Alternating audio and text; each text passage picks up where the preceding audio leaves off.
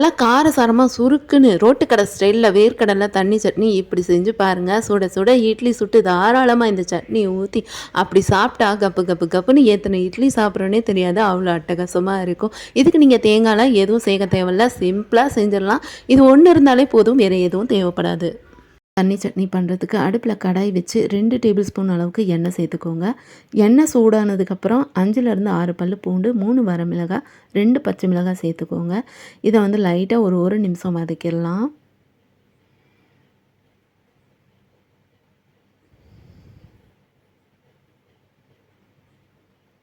இப்போ வந்துட்டு இதில் 1 1/2 மீடியம் சைஸ் கட் பண்ண வெங்காயம் சேர்த்துக்கோங்க. 1 1/2 மீடியம் சைஸ் வெங்காயம். அப்படி பெரிய வெங்காயமாக இருந்ததுன்னா ஒரு வெங்காயம் சேர்த்துக்கோங்க போதும். இப்போ இந்த வெங்காயத்தை வந்து நம்ம நல்லா கண்ணாடி பதத்துக்கு வதக்கிக்கலாம்.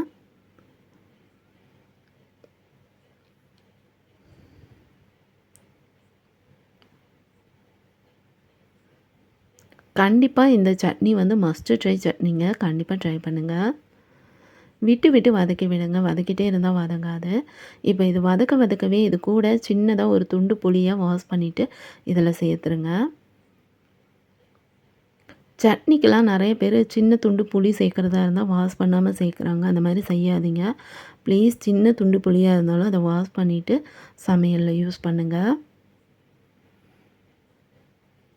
அதே போல் புளியை சேர்த்துட்டு லைட்டாக வதக்கிட்டு 2 ஸ்பூன் பொட்டுக்கடலை சேர்க்கணும்.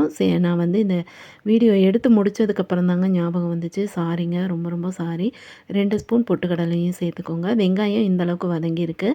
இப்போ வந்து இதில் 2 கட் பண்ண தக்காளி சேர்த்துட்டு தேவையான அளவுக்கு உப்பு சேர்த்துக்கோங்க. இந்த தக்காளி நல்லா மசிஞ்சு வதங்கி வரணும். நல்லா வதங்கி வரணுங்க. இந்த சட்னி செஞ்சிங்கன்னா எப்படி வந்ததுன்னு மறக்காமல் வந்து எனக்கு கமெண்ட்ஸில் சொல்லுங்கள். அதே போல் நிறைய பேர் வீடியோ பார்க்குறீங்க, ஆனால் லைக் பண்ண மாட்டேறீங்க. ப்ளீஸ் லைக் பண்ணி விடுங்க. இந்த யூஸ்ஃபுல்லான ரெசிபியை உங்கள் ஃப்ரெண்ட்ஸ் அண்ட் ஃபேமிலியோட ஷேர் பண்ணிக்கோங்க. அவங்களுக்கும் யூஸ்ஃபுல்லாக இருக்கும். விட்டு விட்டு வதக்கி விடுங்க, அப்போ தான் உங்களுக்கு வதங்கும். இப்போ ரெடி ஆயிடுச்சு பாருங்கள். இந்தளவுக்கு நல்லா தக்காளி வதங்கிருச்சு போதும். இப்போ வந்து ஸ்டவ் ஆஃப் பண்ணிவிட்டு சூடு ஆற வச்சு மிக்ஸி ஜாரில் சேர்த்துக்கோங்க. இப்போ வந்து நான் மிக்ஸி ஜாரில் சேர்த்துட்டேன். இது கூட வந்துட்டு ஒரு கைப்பிடி நிறைய வேர்க்கடலையை வந்து தோலை ரிமூவ் பண்ணிவிட்டு சேர்த்துக்கோங்க. வறுத்த வேர்க்கடலை.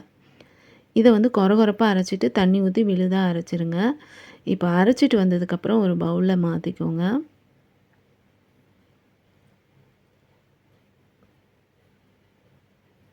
தேவையான அளவுக்கு தண்ணி வந்து உங்களுக்கு எவ்வளோ தேவையோ அந்தளவுக்கு தாராளமாக தண்ணி சேர்த்துக்கோங்க.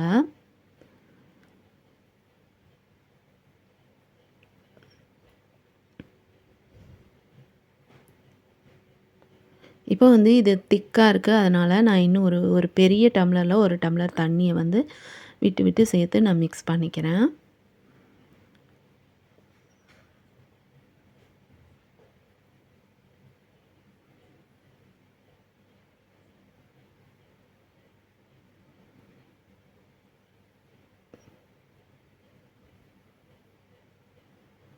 நல்லா சுட சுட இட்லி சுட்டு இந்த சட்னியோடு சாப்பிட்டு பாருங்கள், வேறு லெவலில் இருக்கும். இப்போ தாளிக்கிறதுக்கு 1 ஸ்பூன் அளவுக்கு எண்ணெய் சேர்த்துட்டு 1/2 ஸ்பூன் கடுகு கடலைப்பருப்பு சேர்த்துக்கோங்க.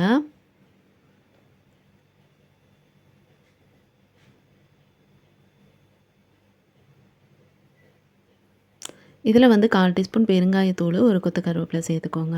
நேற்று வந்து நான் மதுரை ஸ்பெஷல் தண்ணி சட்னி போட்டிருந்தேன். அது வந்து தேங்காய் சேர்க்காம 2 பொருட்களை வச்சு செய்யக்கூடியது, அட்டகாசமாக இருக்கும். பார்க்காதவங்க யாராவது இருந்தீங்கன்னா ப்ளீஸ் செக் பண்ணி பாருங்கள், யூஸ்ஃபுல்லாக இருக்கும். இப்போ வந்து நம்ம தாளிப்பு ரெடி ஆயிடுச்சு. இதை நம்ம சட்னியில் கலந்துட்டால் போதுங்க. நம்மளோட ரோட்டு கடை ஸ்டைல் வேர்க்கடலை தண்ணி சட்னி ஈஸியாக செம்ம டேஸ்டியாக ரெடி ஆயிரும். சுட சுட பஞ்சு போல் இட்லி சுட்டு இந்த சட்னியை தாராளமாக ஊற்றி சாப்பிட்டா அப்படியே கப்பு கப்பு கப்புன்னு எத்தனை இட்லி சாப்பிட்றோன்னே தெரியாது, அவ்வளோ அட்டகாசமாக இருக்கும். கண்டிப்பாக ட்ரை பண்ணுங்கள். நிறைய பேருக்கு இட்லி தோசைக்கு வித்தியாசமாக சட்னி அரைக்கணும்னு ஆசைப்படுவாங்க. அவங்களுக்குலாம் இது யூஸ்ஃபுல்லாக இருக்கும். ஓகே ஃப்ரெண்ட்ஸ், இந்த ரெசிபி பிடிச்சிருந்தா லைக் பண்ணி சப்போர்ட் பண்ணுங்கள். நெக்ஸ்ட் ஒரு இன்ட்ரெஸ்டிங் ரெசிபியோடு நான் வந்து உங்களை மீட் பண்ணுறேன். தேங்க்ஸ் ஃபார் வாட்சிங். பாய்.